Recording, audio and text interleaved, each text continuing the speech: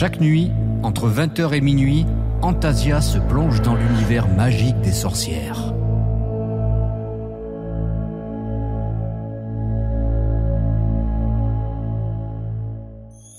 Enchanteur, enchanteresse, bienvenue à bord du Magicobus. Parti pour un voyage au cœur du tarot. Une expédition magique où les arcanes majeurs vous guideront à travers les chemins initiatiques pour explorer votre parcours intérieur. Installez-vous confortablement et faites bon voyage. Radio Antasia, la radio des enchanteurs. Eh bien, bonjour mes très chers enchanteurs. Et oui, ce samedi soir, nous sommes ensemble pour un voyage au cœur du tarot. Et je ne suis pas toute seule. Et non, pour cette merveilleuse émission, j'ai avec moi notre très cher ami Robert. Coucou Robert. Coucou Alida. Bonjour, ou bonsoir à tous les Antasiens qui nous écoutent. Et oui. Alors, forcément, quand on a vu avec Mimi que tu appréciais autant le tarot, que tu donnais autant de merveilleux tips sur le chat, moi ça faisait un petit moment que j'avais envie en fin de compte de te faire participer. Et donc je t'ai invité et tu as dit oui. Et oui, tout à fait. Et c'est merveilleux. Et ce qui fait aussi qu'en tant qu'auditeur, en tant qu'enchanteur, eh bien tu passes de l'autre côté du miroir et tu vois un petit peu, tu transmets un petit peu tes retours, tes ressentis plus officiellement. Et c'est ça qui est juste magique, puisque pendant toute cette saison, tu vas nous faire vivre un voyage au cœur du tarot, de la manière dont le symbolisme est le fait un cheminement initiatique, d'initié, on peut dire ça? Le tarot raconte une histoire et cette histoire est d'ordre initiatique. Voilà. Contrairement à Mimi qui, elle, proposait plutôt la symbolique autour de Papus, là, on va vraiment rentrer dans le cheminement de l'initiation à tes côtés. Et donc, cette émission, à chaque émission, on aura un plan, un petit peu comme avec Mimi à l'époque. On aura donc 4 parties. Donc là, on va commencer première partie sur l'origine du tarot, ton histoire aussi autour de ta passion pour le tarot, ta vision du tarot. Ensuite, petite pause musicale. Deuxième partie, là, on va entrer dans la lame numéro 1. Troisième partie, on va rentrer dans la lame numéro 2. Et quatrième partie, on rentrera dans la lame numéro 3. Est-ce que ça te convient? Eh bien, très bien.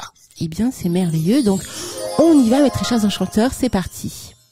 Alors, je rappelle également aux enchanteurs qu'à partir de cette saison 2, il n'y aura plus l'intégralité des émissions que l'on diffuse le samedi soir de 2h, mais vous aurez que 30 minutes en replay podcast sur notre chaîne YouTube. C'est normal, c'est voulu. Si vous voulez réécouter les émissions, elles sont en rediffusion tous les soirs de la semaine qui suit forcément l'émission que vous avez découvert sur le moment ou raté le samedi soir. Donc il faut vous connecter à la radio chaque mercredi, jeudi et vendredi soir d'après. Vous avez entre 21h et 23h la rediffusion intégrale de l'émission. Alors, sauf si exceptionnellement, on a les émissions spéciales de Nouvelle Lune ou de Pleine Lune qui tombent pendant ces dates-là, comme par exemple la semaine prochaine, mercredi 18 septembre, c'est la Pleine Lune, donc cette émission sera en rediffusion à partir de jeudi, donc jeudi, vendredi, soir prochain. Et si vous ratez vraiment le tout, vous pouvez effectivement écouter les 30 premières minutes de chaque émission sur notre chaîne YouTube, ou alors, tout simplement, nous envoyer un petit don sur notre compte Tipeee, sur notre page Tipeee, du montant que vous souhaitez pour pouvoir effectivement recevoir l'audio de votre choix ou faire un petit abonnement. C'est comme ça pour cette nouvelle saison. Donc c'est parti.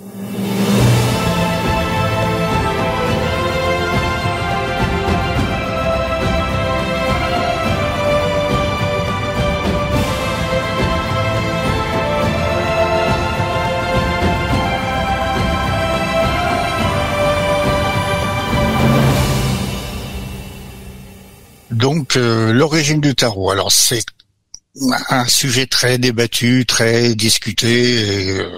Il y a des tas de théories à ce propos. Le tarot, pour moi, il faut le décomposer en 2 parties, c'est-à-dire les arcanes mineurs et les arcanes majeures qui ont des origines différentes. Les arcanes mineurs, à l'origine, c'est un simple jeu de cartes pour jouer aux cartes, comme n'importe quel jeu de cartes, comme la belote, le poker ou ce que vous voulez comme jeu de cartes.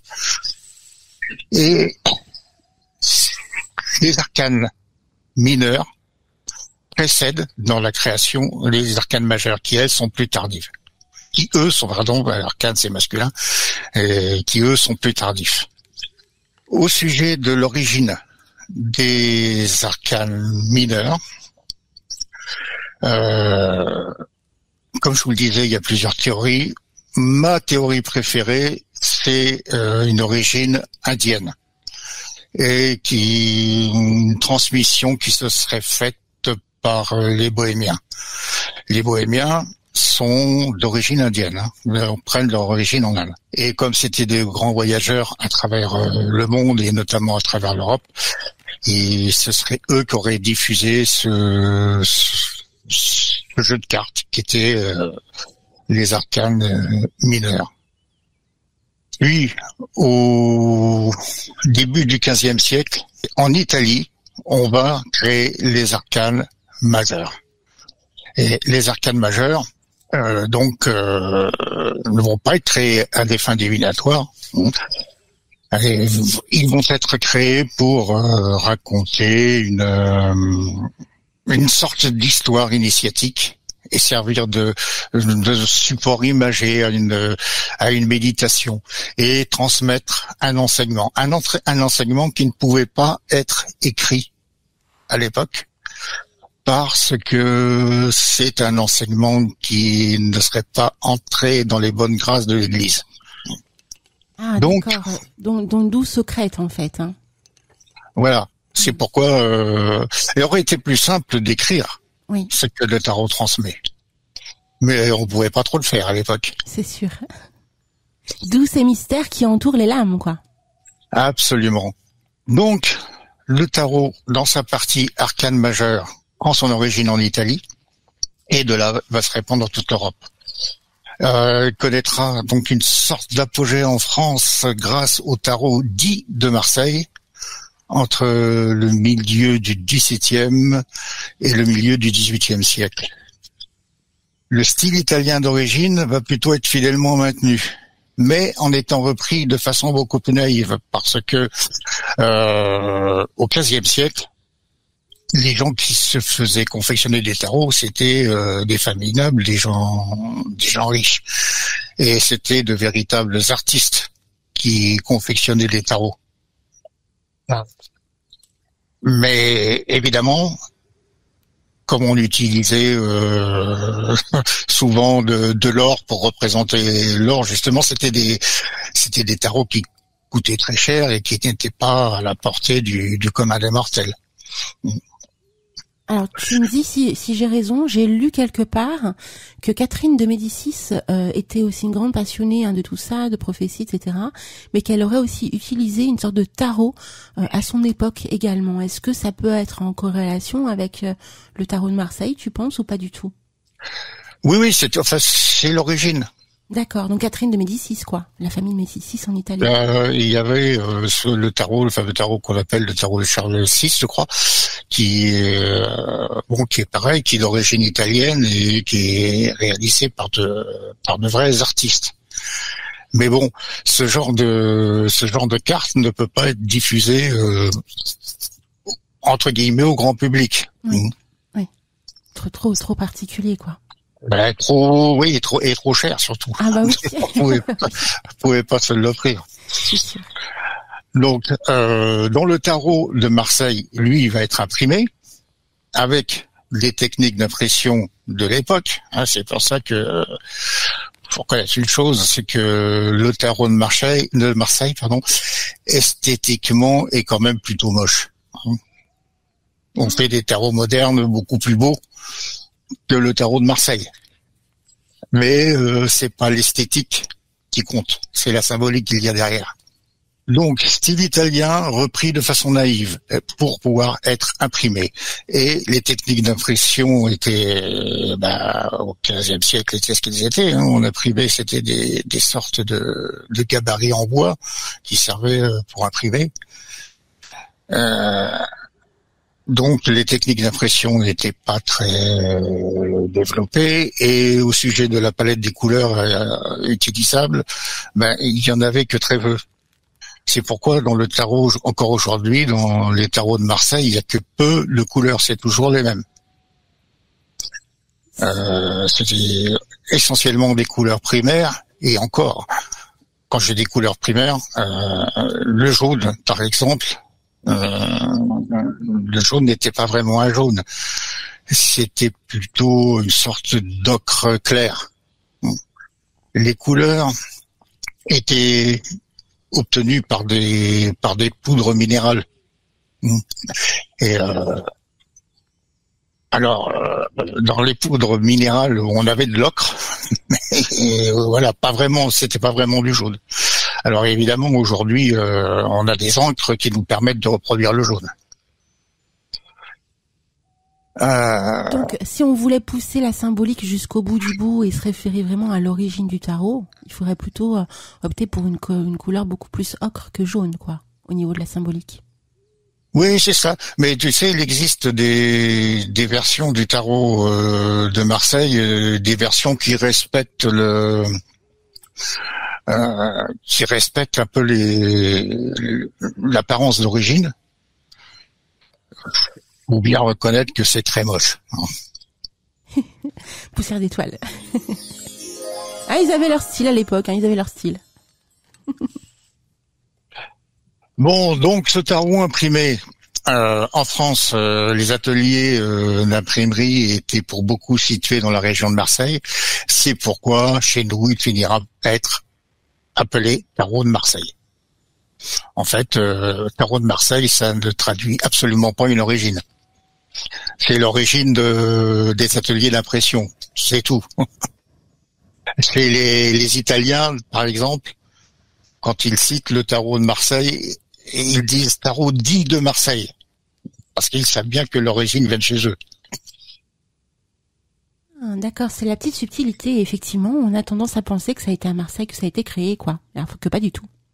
Non, pas du tout. C'est dans la région de Marseille que c'était surtout imprimé. D'accord. En France, parce que il y a des tarots dits qu'on appelle tarot de Marseille, puisque c'est un nom qui est devenu générique, mais qui était imprimé en Belgique, en Espagne. Et il y a qu'en France qu'on l'appelle tarot de Marseille? Non, il n'y a pas qu'en France. Maintenant, tarot de Marseille, c'est un nom qui se rapporte à ce tarot-là. D'accord. Donc ça a fait connaître justement Marseille à travers le monde, quoi. Oui, tu sais, Marseille a été une grande ville depuis sa création. Mais bon, le plus quoi, parce que bon, tarot de Marseille, t'es pas du tout du coin, tu te dis mais c'est quoi Marseille? Et puis en fait, tu découvres que c'est une jolie ville du sud de la France, donc c'est top pour la ville. Donc c'est hyper passionnant, mon très cher Robert. En fin de compte, on découvre grâce à toi déjà l'origine, donc 15e siècle, autour de l'Italie, la famille Médicis qui n'est pas tout bleu tout blanc autour de ça aussi, que c'est pas parce que ça s'appelle tarot de Marseille que ça a été créé à Marseille, donc déjà c'est pas mal. Et toi, donc ta vision en fait du tarot, tu m'expliquais en off que pour toi c'est pas de la divination, en tout cas tu l'utilises pas pour la divination, parce qu'effectivement de base, moi ce que je vois aussi dans ton plan, c'est que tu expliques aussi que le tarot n'a pas été créé à des fins divinatoires. Non, il n'a pas été créé à des fins divinatoires. Il a été créé pour raconter une histoire, servir de support imagé à une sorte de méditation spirituelle et servir de transmission de concepts philosophiques, métaphysiques. D'accord, donc déjà toute l'histoire autour de la spiritualité, même de l'ésotérisme, puisque quand on parle de choses cachées, souvent on pense à l'occultisme et à l'ésotérisme. Donc déjà à l'époque, ils avaient quand même cette vision parce que le dogmatisme religieux ne permettait pas cela de manière ouverte. Donc ils ont dû créer tout un truc caché en fin de compte pour pouvoir communiquer. Oui, quand tu parlais de l'occultisme, l'occultisme, c'était à l'origine un enseignement caché. Oui. Occultum en latin, c'est caché. Tout à fait. Et donc, Eliphas Lévy et Papus, alors ils arrivent quand à ce moment-là? Alors, le tarot va se développer entre le milieu à partir du XVe siècle. En France, il va être très populaire entre le milieu du XVIIe et du XVIIIe siècle.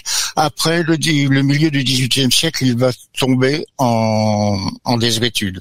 Les gens vont, il va moins intéresser le public et puis sa pratique va tomber en désuétude. Parce que on commence à arriver à une époque où il n'y a plus autant besoin de cacher les choses. On peut commencer un peu à écrire ou à parler. À s'exprimer, à dire ce que l'on ressent. Voilà. On encourt toujours les foudres de l'Église, mais quand même moins qu'auparavant.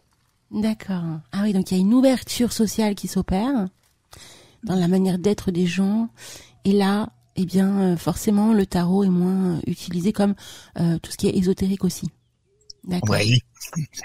Donc, il va tomber en désuétude jusqu'au milieu du 19e siècle, en fait, où là, justement, il sera repris et utilisé souvent à des fins divinatoires par des gens comme Eliphas Lévy, Papus, de nombreux autres, parce que c'était la grande mode, la fin du 19e siècle et le début du 20e siècle. C'était la mode des ésotéristes. Il y avait chacun y allait de sa théorie ésotérique.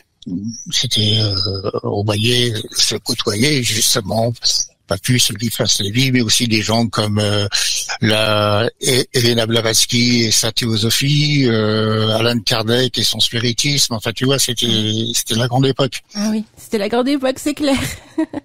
Ils sont tous arrivés à ce moment-là, en fait, quand tu regardes. Hein. Et Victor Hugo aussi, Victor Hugo, dans le coin.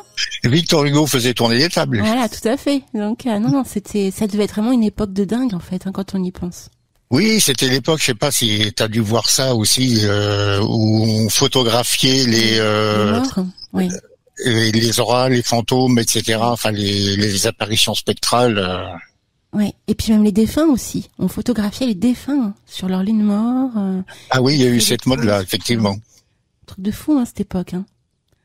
Je me souviens, à une époque, j'achetais assez souvent des magazines sur la photographie, et puis je tombe par hasard sur des photos de gens qui ont l'air de dormir. Mais tu sais, il y avait quelque chose qui me semblait intriguant. Oui, comme si et dérangeant. Oui. Et en fait, c'était justement des photos du début de la fin du 19e où on avait pris l'habitude de prendre les photos des gens décédés. Alors on les allongeait, c'était des gens qui avaient l'air de dormir, et ils étaient habillés de leurs meilleurs atours, si tu veux. Théoriquement, quelqu'un qui est mort ou quelqu'un qui dort, tu vois, tu fais pas la différence. Eh bien, je t'assure que sur une photo, tu vois, il y a une différence. Tu sens pourquoi? Je peux pas te l'expliquer. Mais tu sens qu'il y a une sorte de mysticisme autour de l'image, en fait, qui s'opère, quelque chose de ah oui, je te dis, quand j'ai regardé, quand j'ai vu ces photos avant de lire le texte, j'ai eu une impression, tu sais, même de désagréable, un peu de malaise. Il y a un truc pas normal dans ces photos. Oui.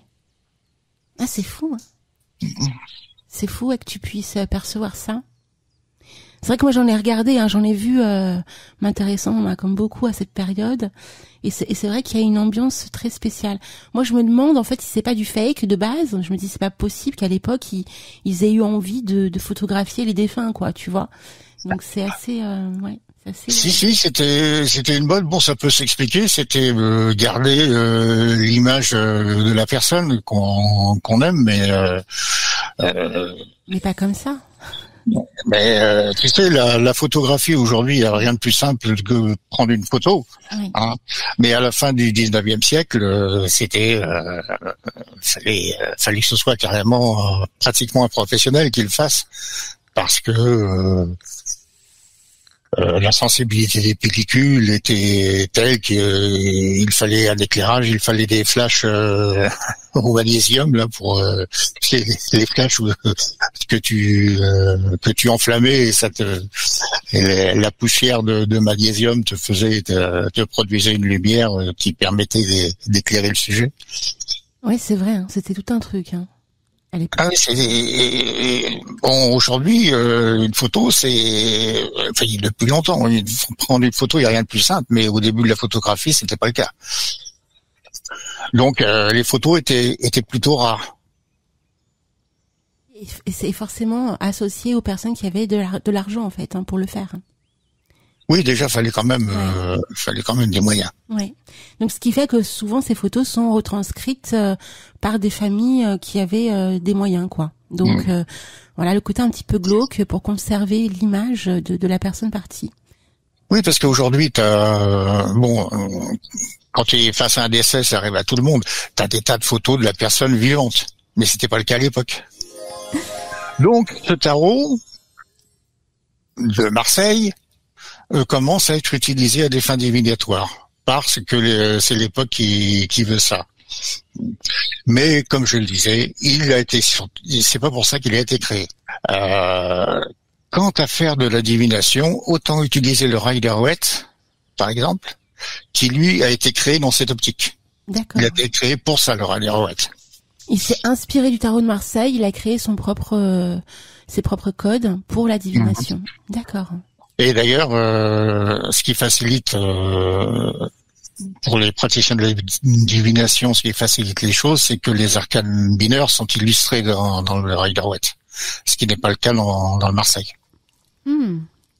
Donc les arcanes mineurs peuvent être aussi facilement interprétés que les arcanes majeures. Que ce n'est pas le cas dans le tarot de Marseille. Non, c'est pas le cas dans le tarot de Marseille, parce que comme je disais au début, oui. Le tarot de Marseille, ça n'est pas un tout qui a été créé en une seule fois. On a d'abord créé un jeu pour jouer aux cartes, dont pour moi l'origine est indienne, et ensuite un jeu pour faire autre chose, pour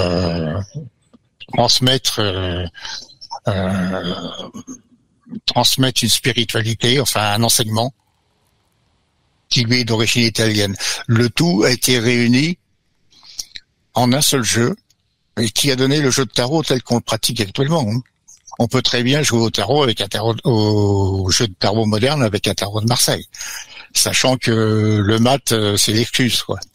C'est hyper intéressant ce que tu dis, Robert, parce que c'est vrai que on a tendance à associer les mineurs et les majeurs. On a tendance aussi à l'utiliser pour la divination, alors qu'à défaut, l'origine, ça a rien à voir, quoi. Non, c'était une origine. C'est lié à un personnage, mais on y reviendra plus tard, qui est Marcel Ficin, qui vivait à Florence et qui lui avait créé une académie platonicienne à Florence. Et on suspecte qu'il est pour beaucoup alors peut-être pas directement dans la création, mais que c'est lui qui a beaucoup inspiré les arcanes majeures du tarot de Marseille. Et j'imagine que ce monsieur était un occultiste. Alors, c'était un poète, philosophe, et c'est surtout lui qui a traduit tous les dialogues de Platon. Il a traduit Plotin, il a traduit Porphyre, Jamblique, Proclus, du grec au latin. Ah, donc un grand érudit, en fait. D'accord. Ok. Et ça, la plus grande fureur de l'Église. Eh ben, waouh, en un seul homme. Il a échappé de peu à l'Inquisition, notre ami Marcel. Ah, tu m'apprends un truc, Robert. Heureusement pour lui, il était protégé par une des plus puissantes familles d'Italie, qui était les Médicis. Eh ben voilà, on en revient. Viva les Médicis. Énorme ce que tu dis là, mon très cher Robert. Franchement, je savais pas. Je découvre. C'est le cas avec les enchanteurs qui sont sur le chat. On leur fait plein de gros bisous au passage. D'ailleurs, pour info, Robert, et puis les enchanteurs, si jamais vous voulez écrire à Robert, il a sa boîte mail maintenant. Il a son mail personnalisé. Donc, robert@radioantasia.fr. N'hésitez pas à lui écrire si vous voulez échanger, communiquer avec lui concernant l'émission. Je te laisse continuer. Pour en revenir un peu au petit aparté sur le platonisme et le néoplatonisme, il faut savoir que l'Église s'était toujours opposée à la diffusion de Platon. Et toléré l'aristotélisme parce que partait du principe que les théories d'Aristote n'étaient pas trop incompatibles avec le dogme. Mais c'était toujours opposé par contre à la diffusion de Platon. Et on ne connaissait que très peu Platon en Occident. On connaissait des extraits qui venaient d'Espagne, notamment d'Andalousie, qui était musulmane à l'époque, où des extraits de Platon avaient été traduits en arabe et avaient été retraduits de l'arabe en latin. L'Église devait disposer quelque part dans ses monastères des écrits de Platon, mais comme pendant très longtemps, elle maîtrisait la production littéraire, parce que avant l'invention de ce suppôt de Satan de Gutenberg, qui a eu l'idée d'inventer l'imprimerie, la diffusion littéraire, c'était des copistes. La plupart des copistes étaient des moines. Oui, c'est vrai en plus. Ouais, c'est eux en fait de base. Mm. Donc l'Église, si tu veux, maîtrisait la production littéraire. Et c'était toujours opposé à la diffusion de Platon, jusqu'à ce que justement Marcel Ficin, qui lui, parce que Côme de Médicis avait acquis des ouvrages en grec, parce que faut savoir que au XVe siècle, l'Empire byzantin est sur le point de s'effondrer et beaucoup de Grecs fuient Byzance et pour venir se réfugier en Occident. Seulement, évidemment, la première idée aurait été de retourner vers la mère patrie, vers la Grèce. Mais la Grèce subissait elle aussi les attaques des Turcs, donc beaucoup sont plutôt allés en Italie. Et ces gens-là sont arrivés avec des livres en grec, et notamment Platon, Platon et tous les néoplatoniciens. Et c'est comme ça que Côme de Médicis avait pu acquérir ses ouvrages en grec. Oui. Et t'imagines, Marcel Ficin va traduire, par exemple, le livre d'Hermès Trismégiste. Ok, oui, donc c'est des grands... Du grec en latin. Donc on connaîtra, nous, sous sa version latine, en tant que Corpus Hermeticum. Donc en fait, sans ces messieurs, sans ces grands érudits, tout ça n'aurait pas eu lieu. Quand tu réfléchis. Non, et puis faut bien prendre conscience d'une chose, c'est que ces traductions en latin, une fois qu'elles se sont diffusées, mais ça a été une sorte de tsunami dans la pensée occidentale. La redécouverte de Platon, c'était quelque chose. Il y a eu une influence jusque dans la philosophie allemande, une partie de la philosophie allemande du 19e siècle. Et oui, parce que comme les gens n'avaient qu'une seule vision dogmatique avec la religion, forcément, là, il y avait le champ des possibles qui s'ouvrait, quoi. Donc, ce tarot de Marseille, il peut être interprété sur plusieurs niveaux. Le niveau du profane, le parcours de l'initié, et le voyage de l'âme tel qu'on le concevait fin du Moyen-Âge et début de la Renaissance. Alors oui, Renaissance, si on parle de la Renaissance italienne, c'est le XVe siècle, et de la Renaissance en France, c'est un siècle plus tard. Donc, parcours d'un profane, parcours d'un initié, voyage de l'âme. Et si on prend le premier arcane, notre battleur, en fait, c'est lui qui va réaliser ce parcours, symbolisé par les arcanes majeurs. D'accord. Alors on va s'arrêter là, mon très cher Robert, puisque là on va passer à la partie numéro 2 où justement tu vas développer le battleur et ce parcours de l'initié qui commence par le battleur. Il y aura un rappel quand même avant de quelques règles picturales au niveau du tarot. Ok. Voilà. Quand on est face à un arcane, le haut, le bas, les couleurs, ce que ça signifie, quoi. Ok. Bon, alors ça va être que du bonheur. Moi, je vous le dis, les amis, je sens que cette saison, ça va être que du bonheur. Donc, on se laisse pour une petite pause musicale. Donc, à tout de suite, Robert. À tout de suite.